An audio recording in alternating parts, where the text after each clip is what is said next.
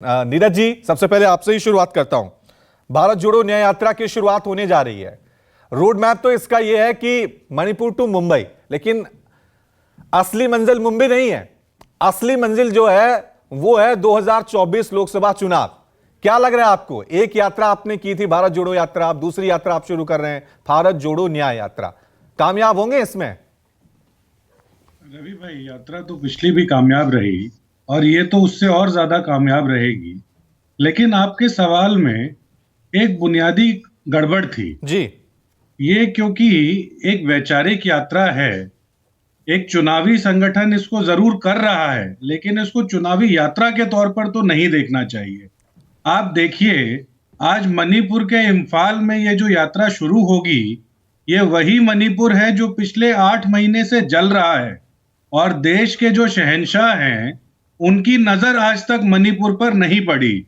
ना वहां से आने वाले सांसदों से वो मिले, ना वहां से आने वाले मुख्यमंत्री से वो मिले, ना वहां से आने वाले लोगों के जत्थों से वो मिले। तो जहां उनकी नजर नहीं पड़ी, वहां से न्याय की गुहार लगाने के लिए आज ये यात्रा शुरू हो रही है।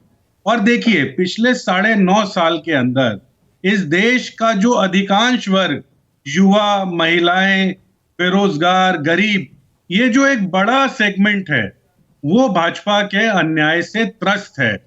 आज शहरों के अंदर जहां की ये पार्टी मानी जाती है भाजपा, वहां 10% से ऊपर का महंगाई का आंकड़ा है। पूरे देश के अंदर 6.5% से ऊपर महंगाई का आंकड़ा जा चुका है। तो जो आदमी की थाली से रोटी चुराने वाली सरकार का अन्याय है, उसके खिलाफ ये न्याय यात्रा चालू हो रही है। और आपको मैं विश्वास दिलाता हूं कि जिस सौहार्दपूर्ण माहौल में इंडिया गठबंधन के साथियों ने इस यात्रा को वेलकम किया है, आप देखिएगा ये भारत जोड़ो यात्रा से कई गुना बड़ी यात्रा हो जाएगी। और इसका अंतिम परिणाम ये होगा कि ये अन्याय करने वाली शहंशाह की जो सरकार है, उसका बोरिया बिस्तर पैक हो जाएगा।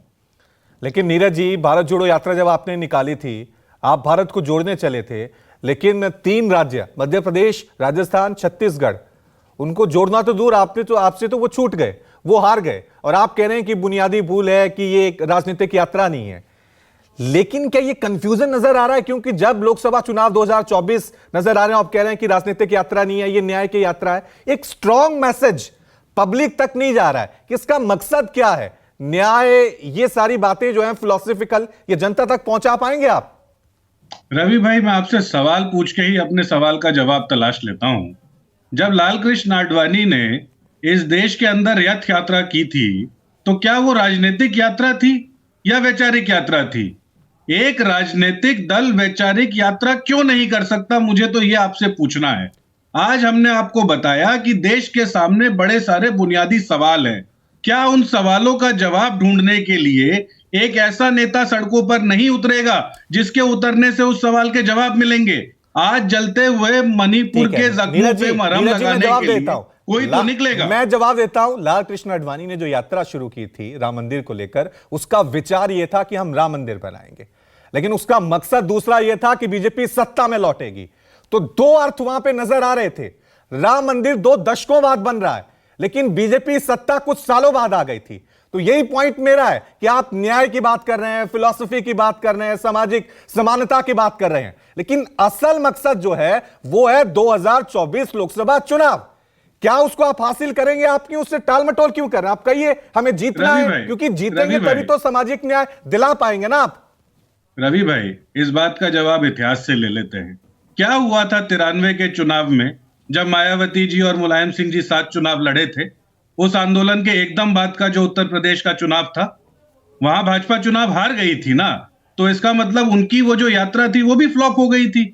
मुझे तो सिर्फ आप ये समझाइएगा कि आज जब हम ये कह रहे हैं कि आज देश के अंदर महंगाई, बेरोजगारी और लोगों की जो थाली है उसमें से जो जाती हुई रोटी है, वो सबसे बड़ा बुनियादी सवाल है। आज उसके लिए न्याय मांगना जरूरी हो गया है। क्योंकि रवि भाई, आज जो हम गलतियां करेंगे, इसका जो भुगतान है ये आने वाली पीढ़ियां करेंगी। और उससे बचाने के लिए, उस न्याय को छीनने के लिए आज ये बहुत जरूरी हो गया है कि आप वैचारिक तौर पर कम से कम इस बात को मान के चलें कि इस देश को 9.5 साल के अंदर ये 500 साल पीछे ले जाने का काम करने वाली भाजपा इस देश के लिए ठीक नहीं है। ठीक है। तो और कितनी यात्राएं निकालनी होंगी या इस यात्रा की असल मंजिल आपको मिलेगी भी, ये तो आने वाला वक्त बताएगा।